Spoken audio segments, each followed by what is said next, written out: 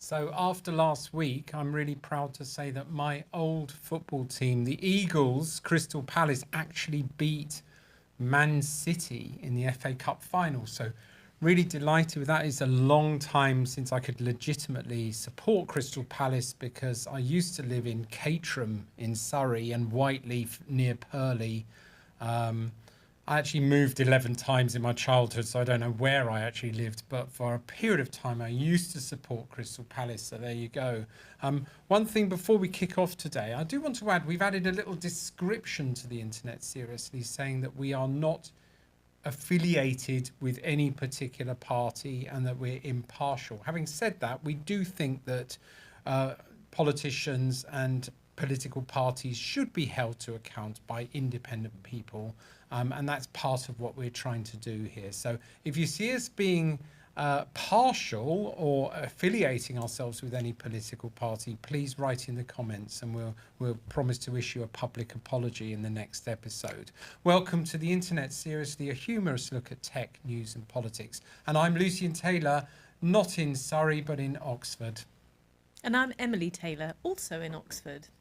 Coming up today, the Marks and Spencer's website, we've been talking about that quite a bit. That is back online, but they say online orders are halted until July after a £300 million cyber attack and the fallout from that. Next up, a major cyber attack that happened in February exposes software as a service client secrets vulnerability, which Caesar in America is reporting. We'll just talk a bit about that because that's actually an interesting twist on things. And finally, just try to move away from just these attacks and scams. We've been watching videos, and this film about Bob Dylan, A Complete Unknown, directed by James Mangold and starring Timothy Chalamet. Is this rockumentary looking back at history better than the reality itself? Thank you.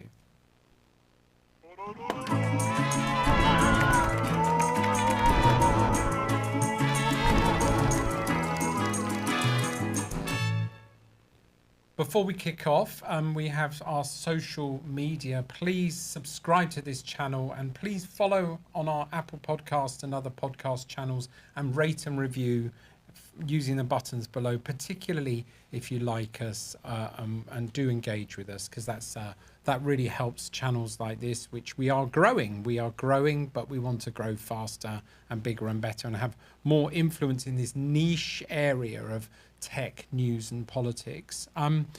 Right, Emily, we've been talking about Marks and Spencer's.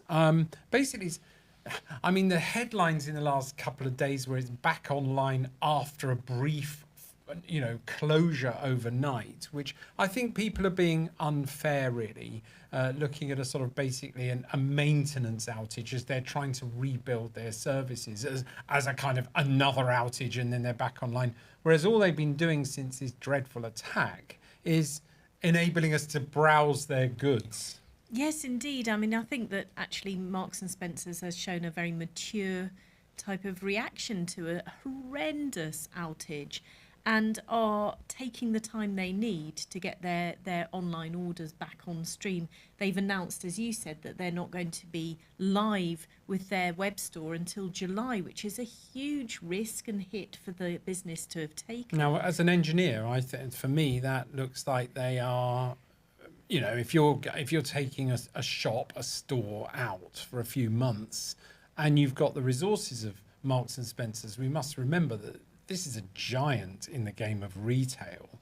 They own their own bank, they're rebuilding things. I think they must be, don't you? Because this doesn't look like a quick fix. So maybe we can expect some sort of transformation when it does come back online in terms of the online store. Yes, because and it's a huge part of their business, and for that to be halted, it's a month so far and counting, and we're expecting another 6 weeks or so. Yeah, and we were talking to someone that we knew in Marks and Spencer's, one of the staff there, and while Marks and Spencer's issued a thing stating that no payment details and passwords were compromised in the attack, there's all the evidence that they were locked out of their own supply and ordering system, and that's much more pernicious because you actually feel that the customer's data is the most important thing. And Kieran Martin was saying, no, actually the operational data is, and they were basically, we were talking to them. Can you remember? Yeah, they were saying that some of the that some of their suppliers are just sending them tons of stuff, leading to an awful lot of food waste. And also some others are just not sending them anything at all. So really the boot's on the other foot in a way. The suppliers are actually running the quantity, and it really calls into question these dramatic events. It calls into question the wisdom of our just-in-time type of society. I mean, it's incredible when it works, things arriving just when they're needed, but there's very little resilience in that system. Yes, you want vegetables when they're fresh, not when somebody on a spreadsheet has planned to deliver them in 4 months' time. Yes. You wanted to talk a little bit about, we've been talking a lot about the organisation itself, the customers. We talked with Kieran Martin, former NCSC, head of NCSC last week. What about the perpetrators, the people who are carrying out these sorts of attacks? Yes, well, it's one of those things, isn't it, Luce? Because, here we are several weeks into a ransomware attack. There's almost very little that's known, a lot of speculation, very little new that we can say about the situation. But I thought we'd just spend a bit of time this week talking about the criminal investigation, because, of course, a major crime has been committed. And although we are now have completely normalised this idea that obviously nobody goes to jail, in this case, I think that there might be a glimmer of hope. First of all, you had a senior National Crime Agency official talking about this being a top priority.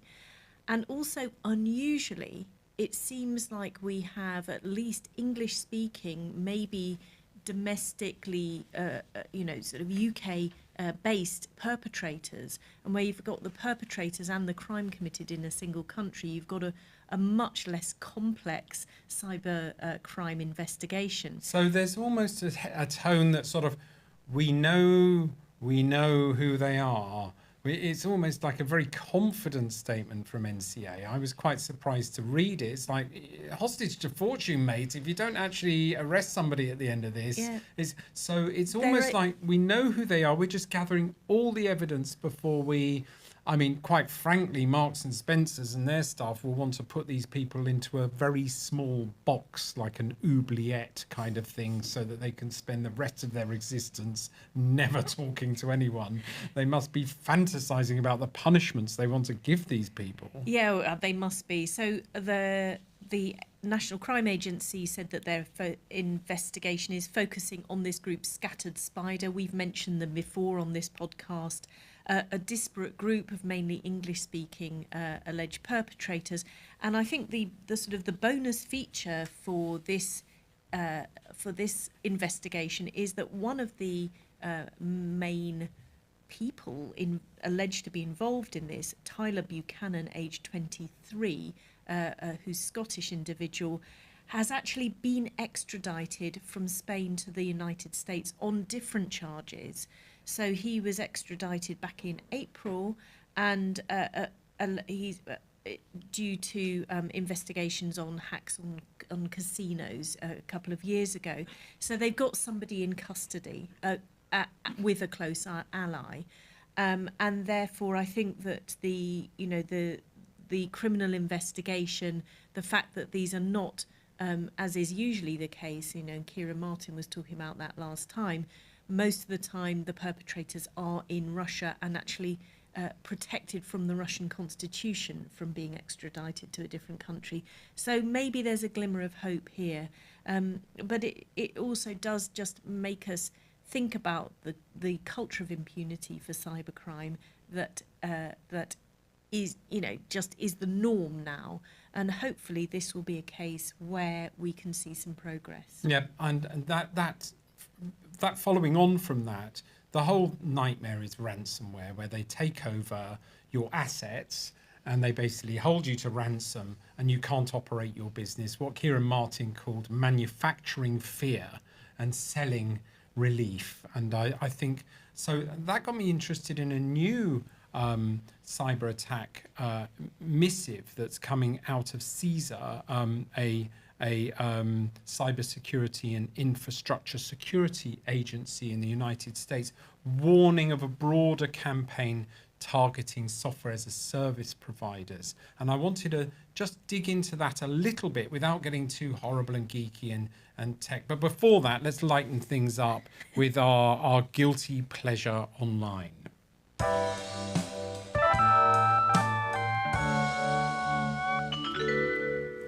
I nearly cracked up before we started today because Emily actually said to me, so I can be evil and I can be I can be negative as well as good. She's going to do both the guilty pleasure online today and also the Tech Room 101.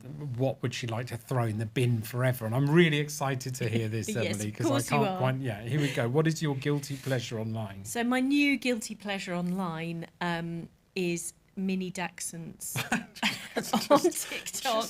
I don't know what the TikTok algorithm thinks of me, but they've probably got me sus. So all I see is humorous mini dachshund videos.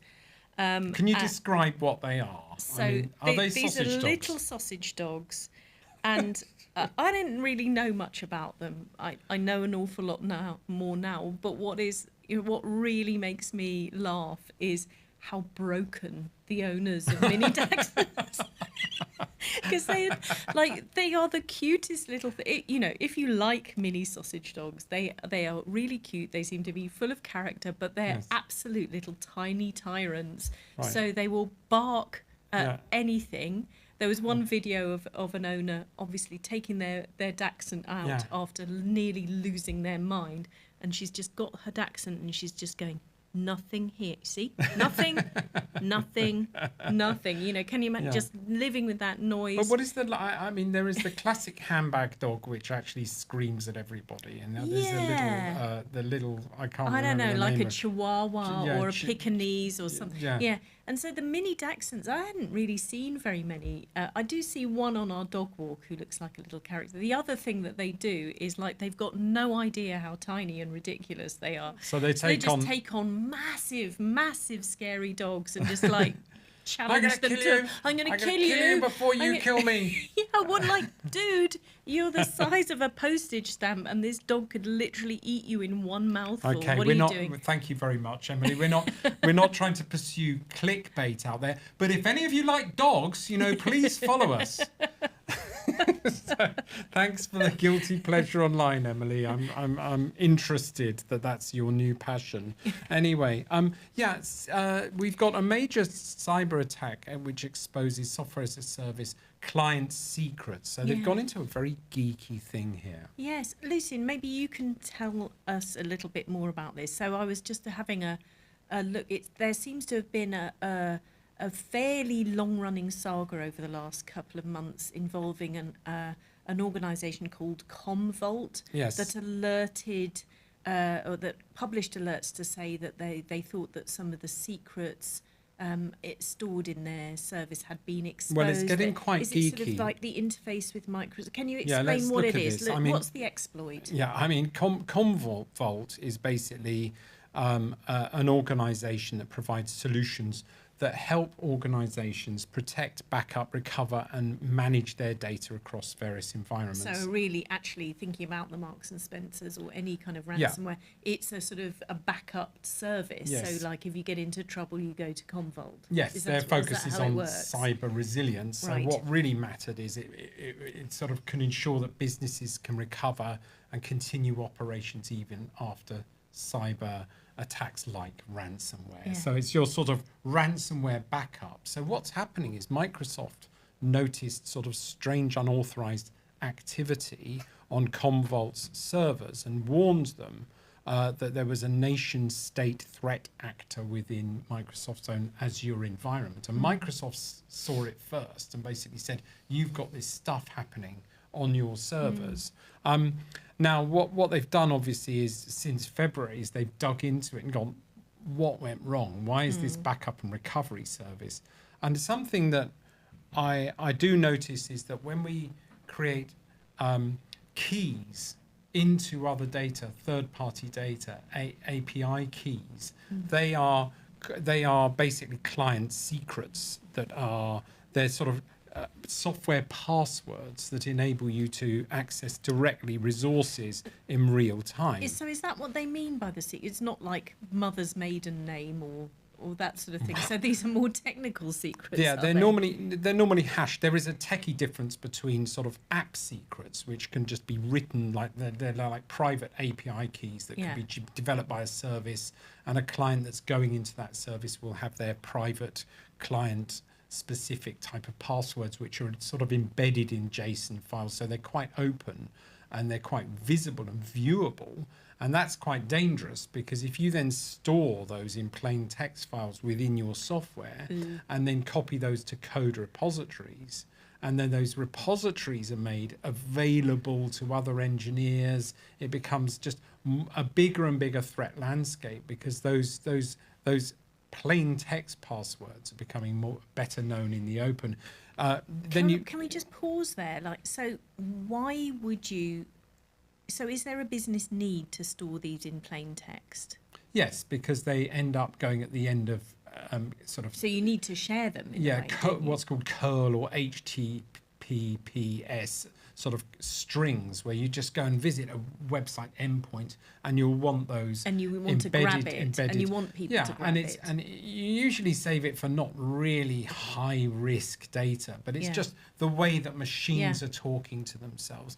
But they can cause a mess, and you could set them up so that they're sort of delivering false information. There's all sorts of ways that you can make a mess of that for an organization, if you do, or you can get that organization's third-party data, and it creates uncertainty and a mess. There's also things called client secrets. Before we go on to the client secrets, can you just give us a sort of sense of what this means and why we should be worried about it? The Commvault have said they think it's a nation state. They think that they're exploiting a 0-day, meaning a previously unpublished exploit. So why should we care? Why is this important? I think anything that just exposes your system and the confidential parts of your system to third parties. So if often a software as a service that may be available to you has a limited amount of access that you can get within your reasonable business use. If somebody gets your secrets, they could effectively consume the resources that are being made available to you, and they can affect your business continuity. So there's lots of reasons why those are actual secrets. And so if you were a betting person, which nation state would you? I noticed that none of the reporting names the nation state, and so we obviously don't know which nation state it is. I just want to make that very clear. But if you were speculating which nation state would want to break into sensitive business resilience backup type of areas and just sit there hoovering up the information, which nation state would you be thinking about? Well, I'd want any state that's interested in degrading the sense of the West being sorted, the West being reliable and dependable. So you'd have to look at Iran, Russia and China, coupled with attacks on these big brands, these things that we depend upon, airline companies, banks, retail.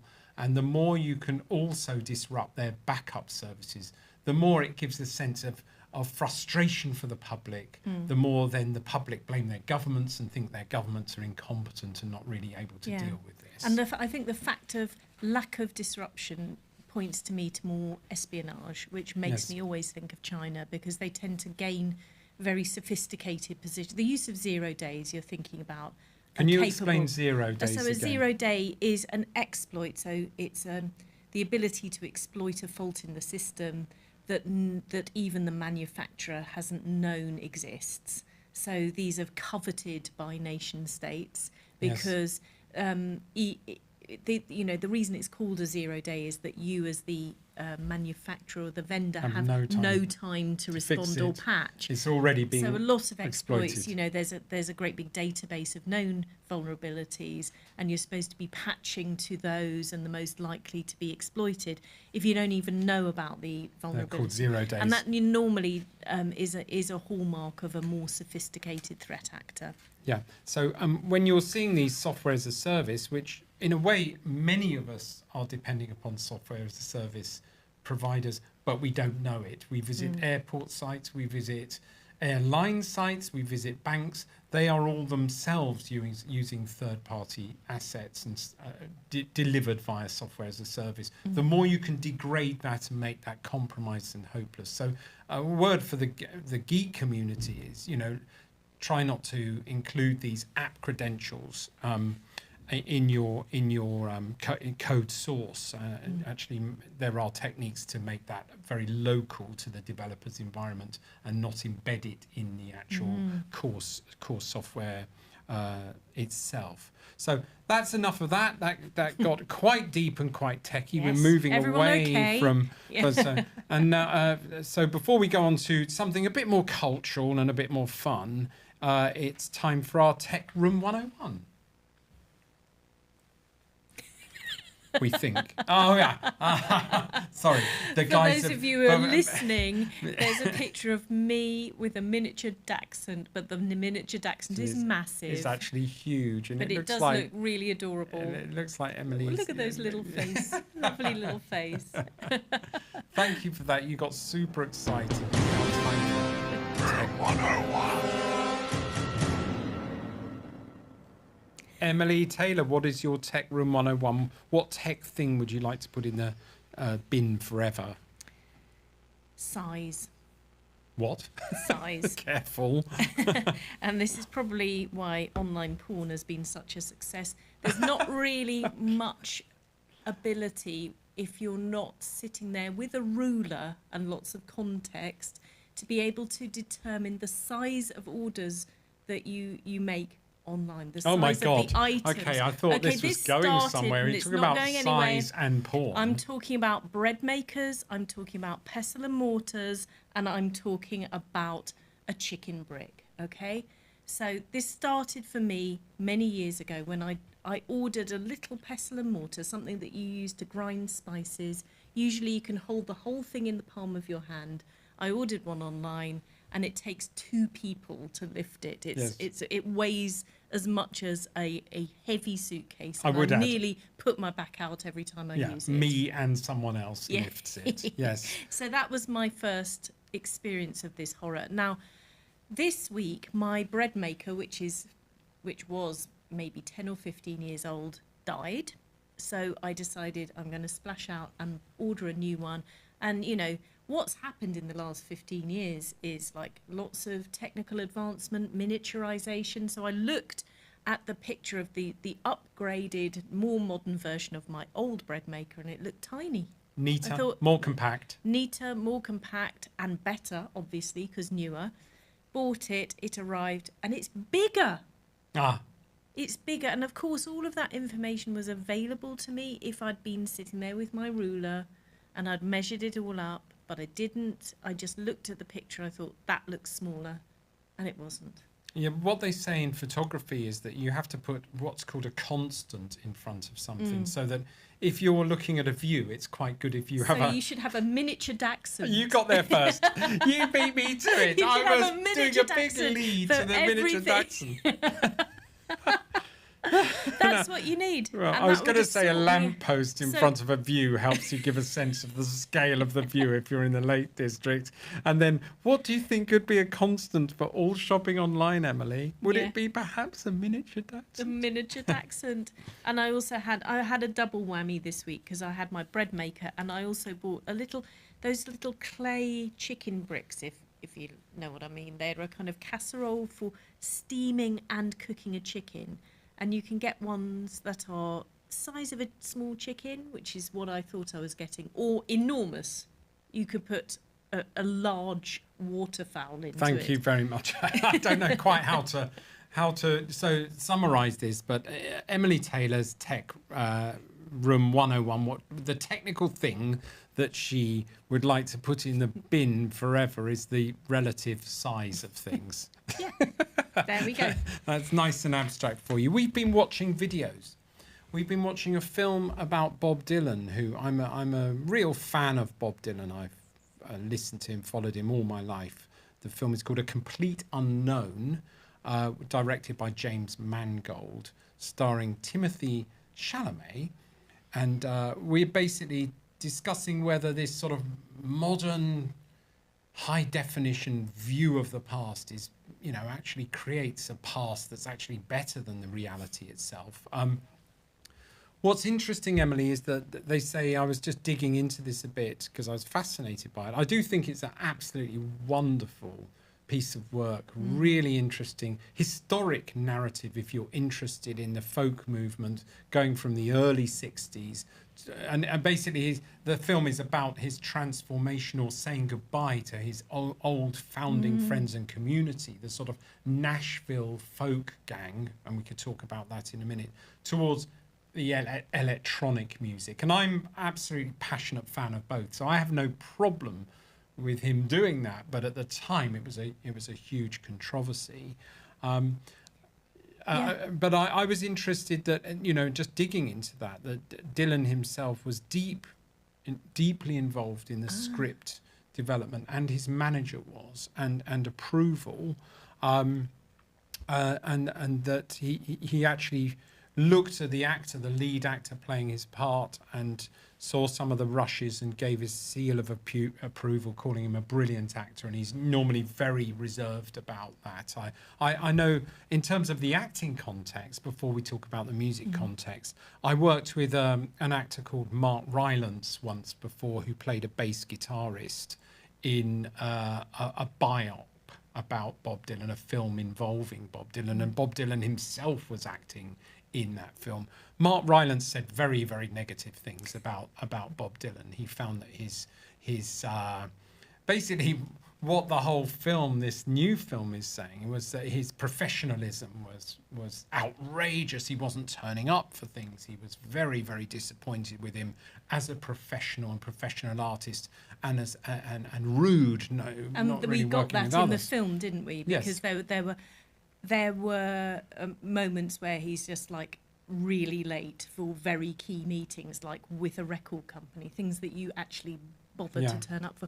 It's really interesting. I didn't know that Dylan had been involved in the script and had given approval, because he doesn't come out of it very positively. But I think that speaks to Dylan's kind of essential truthfulness and integrity as an artist, because for me, Dylan came across as a bit of a shit, to be honest. Yes. Especially in the way he treated his women. And I think a lot of the Gen Zers are discovering people like Joan Baez through this movie, and like, she was really badly treated by him. But the thing for me that really came through, first of all, it was just such a wonderful reminder of his early music. And I really agree. I thought that the three leads, were superb, and also sang and played all of their stuff, but sounded both not copying but authentic in the way that they put across the music, but also reflecting on Dylan and his musical journey.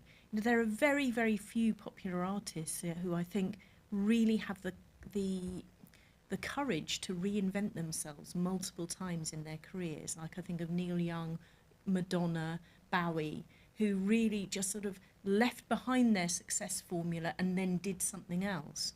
And it was very moving, I think, the Newport, their famous Newport Folk Festival thing, where he controversially used electric instruments, was begged not to by the organisers, but did it anyway. And it was like a farewell to that group who had actually lifted him up from nowhere and given him the shoulders to stand on. Did they lift him up from nowhere? I mean, I get the feeling that this guy arrived in New York with a guitar on his back, and he selected them as his channel. But you just feel that this guy would have risen up through any channel. Yeah. And he approached, what's his name? Woody Guthrie. No, he didn't approach Woody Guthrie. He approached basically the organisers of the whole Nashville folk program.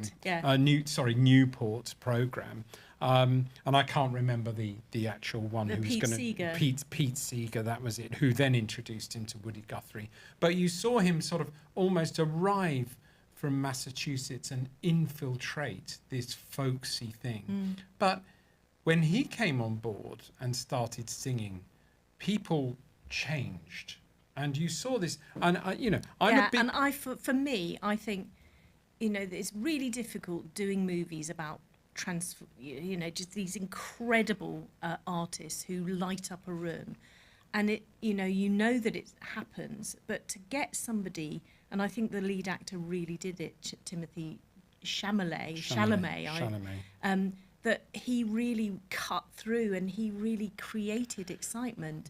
And it's very difficult to portray that with not the person. Well, there's something that I wanted to say about that, but just wrapping up on that point about the rebellious artists arriving in the kind of, and it reminds me of the tech community where everything's very rigid and you're not allowed to say that because those acronyms don't apply in this room. And if you want to say these words in this room, the folk movement really felt very familiar to me, very from familiar. working in tech. And when I think about the things I love about Bob Dylan and his music, because it's about putting on these albums at night, and we were listening to some last night, I don't really appreciate Bob Dylan's timekeeping or his professionalism or his ability to stick to the agenda around the board table. I find his analog world very, very refreshing in this digital madness. And so what you had was this offset exemplified by Joan Baez, who's the very pure